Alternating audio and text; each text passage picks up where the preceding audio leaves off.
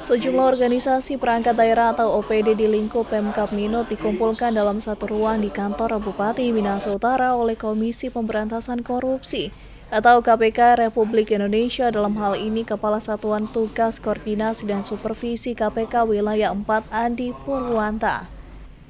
Di ruangan tersebut dilakukan evaluasi program pencegahan korupsi di Pemkab Minot oleh KPK RI didampingi Asisten 1 Rivino Dondokambe bersama Kepala Inspektorat Stefan Tuaidan yang diikuti sejumlah Kepala OPD hingga Kepala Bidang.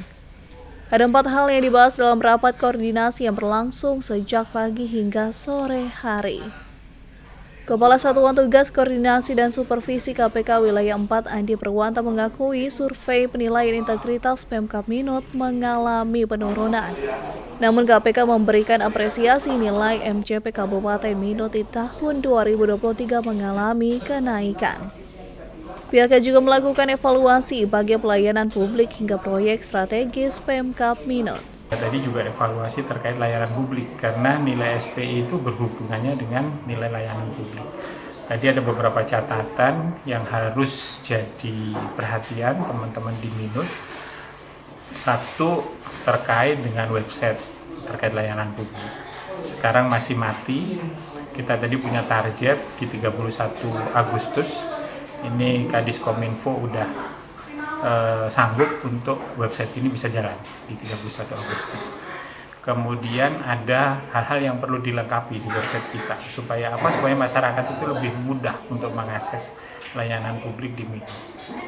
Kemudian di dinas kesehatan, itu kan, kemudian pendidikan, kemudian PTSP, dinas-dinas yang berhubungan dengan masyarakat. Tadi ada poin-poin yang udah kita sampaikan yang harus mereka tindak lanjutin supaya nanti waktu kami TL kembali, kami lihat lagi evaluasi di TW3 itu mudah-mudahan sudah bisa berjalan dengan baik. Sementara Kepala Inspektorat Stefan Tuaidan mengaku bangga serta memberikan apresiasi atas monitoring langsung oleh KPK RI. Kami bangga dan kami senang sekali. Mengapa? Karena dilakukan monitoring langsung bagaimana 4 poin yang menjadi pusat perhatian MCP KPK. Oleh karena itu dalam jangka waktu dekat ini ada beberapa poin yang sudah akan kita tindak lanjuti. Antara lain hasil audit kinerja, bahkan pada full proyek strategis itu kita akan rapatkan, dan juga kita akan rapatkan sesuai dengan rekomendasi mengundang seluruh kepala sekolah. Karena ada temuan-temuan di audit kinerja itu bisa berdampak fraud. Nah, oleh karena itu atas perintah MCP KPK kita akan turun langsung, akan melaksanakan sosialisasi bahkan rapat bersama seluruh kepala sekolah.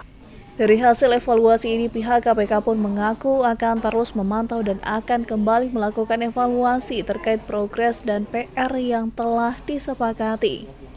Brian Umbo melaporkan untuk Kawan Wa TV.